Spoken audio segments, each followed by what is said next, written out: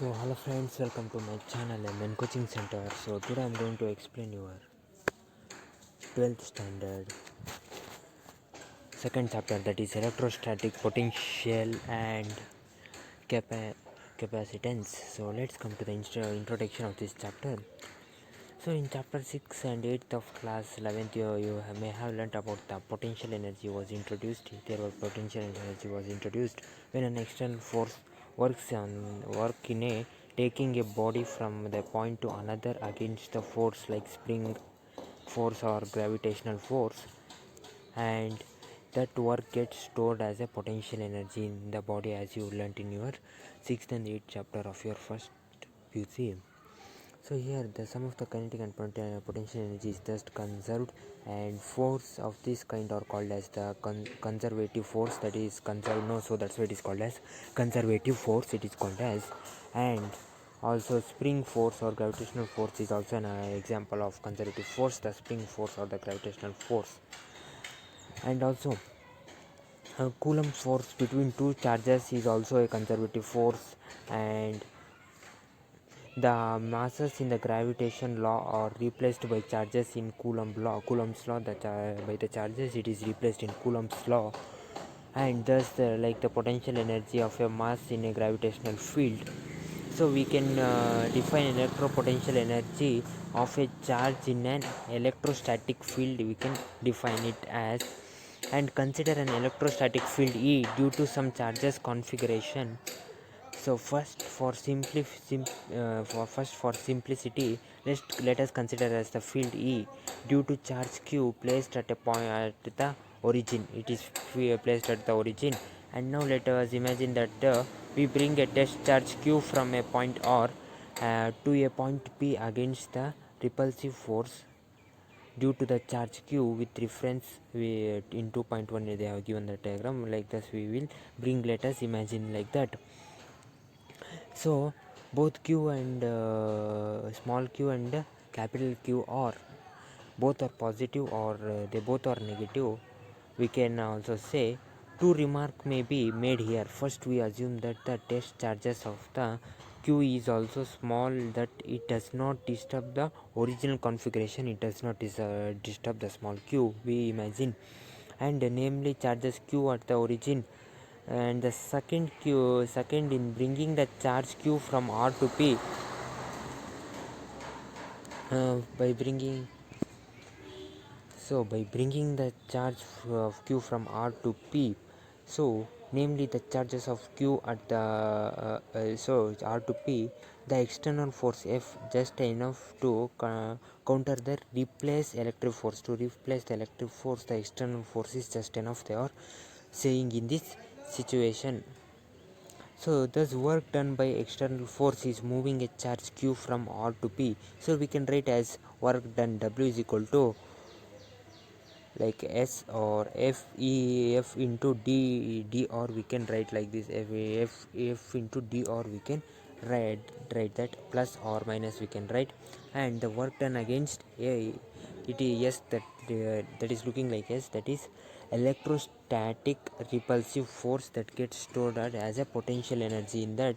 And thus the potential difference that can be written as delta is equal to U minus UP, delta is equal to UP minus UEA is equal to WRP, that is delta is equal to UP, the first number, or my first number minus second number that they have given, is equal to, we get is work done, that is R, that is U minus U is equal to R, we can say as R minus P also we can say.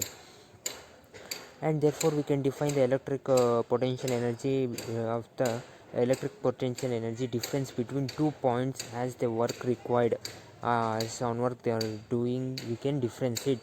So the important comments may be made at the stage. We can do the important comments, they are, so it means that the work done be an electric field in and the final point, and is independent of the path taken to go from one point to other This is fundamental characteristics of the conservative force, the fundamental characteristic this is they are saying. And second point, we can say that the potential energy difference in terms of physically meaning quantitative work, we can say. And potential energy, so it can be defined as undetermined, it can be defined is undetermined to within an additive constant, it can be undetermined. What this means that is that the actual value of potential energy is not physically significant, it is only the difference of potential energy that is significant, we can say.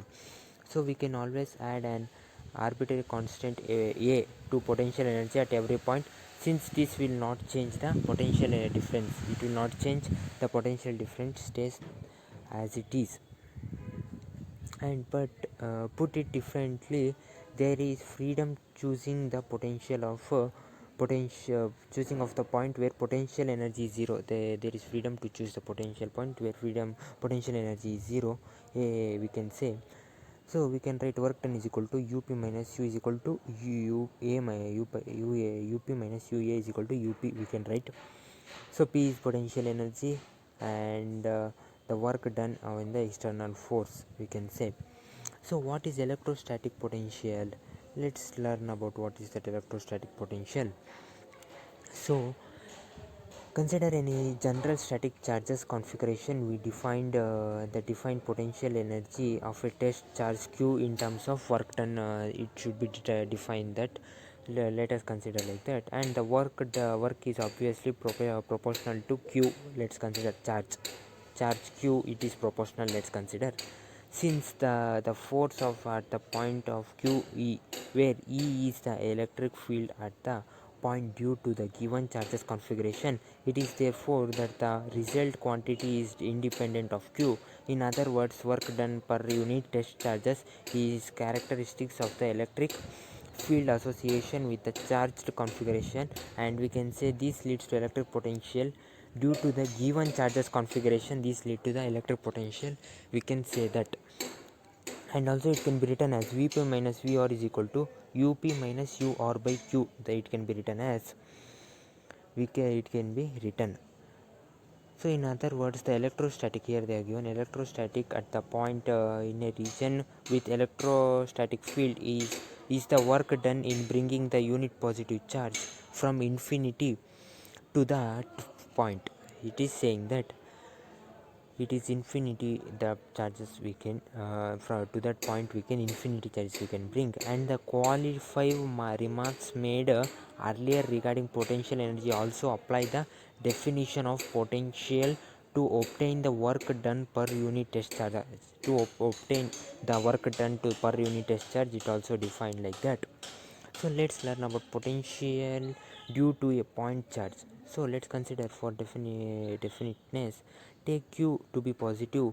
We wish to determine that potential at a point p, p with position vector or from the origin.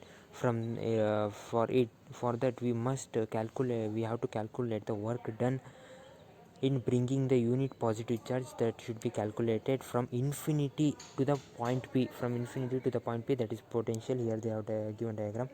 From infinity to point p, what is the charge we have to calculate to get the answer. So at some intermediate points p on the path, the electrostatic force on a unit positive charges is, the electrostatic force is q into 1 4 pi r 4 pi e0 r square into r also, we can say. And where r is the unit vector along op, work done against the force r to r is delta r is delta w is equal to q by, that is charges, by 4 pi e0 r 2 pi delta r, we can write. And this is the another formula they are saying. And v is equal to r is vr is equal to 4 pi e0 r is the another formula they are saying for this. So here they have given a graph. So variation in potential v with the r, variation here they are saying. So here in 2.8, and they are saying true true for any sign of charges q though we consider q 0 in this derivation. Work done is external force, they are saying, per unit positive test charges, bringing it to the infinitive to be a point is negative, it becomes negative, the positive becomes negative, they are saying. And this is equivalent to saying that work done by the electrostatic force in bringing the unit positive charge from infinity to the point p is positive. The positive charge to the bringing to the point p is positive charge, we can say.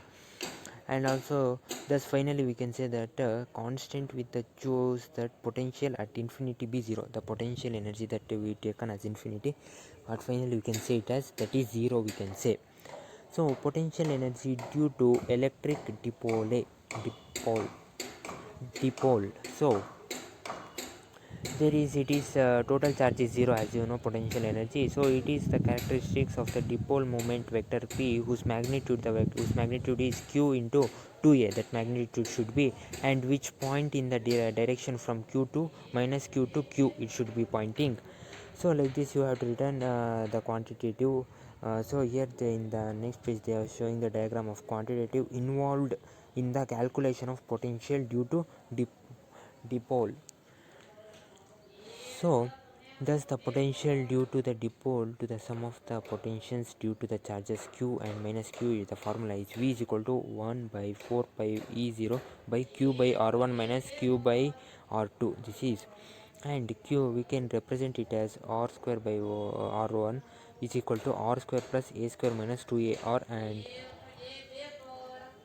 and like that only we can describe it, they are saying.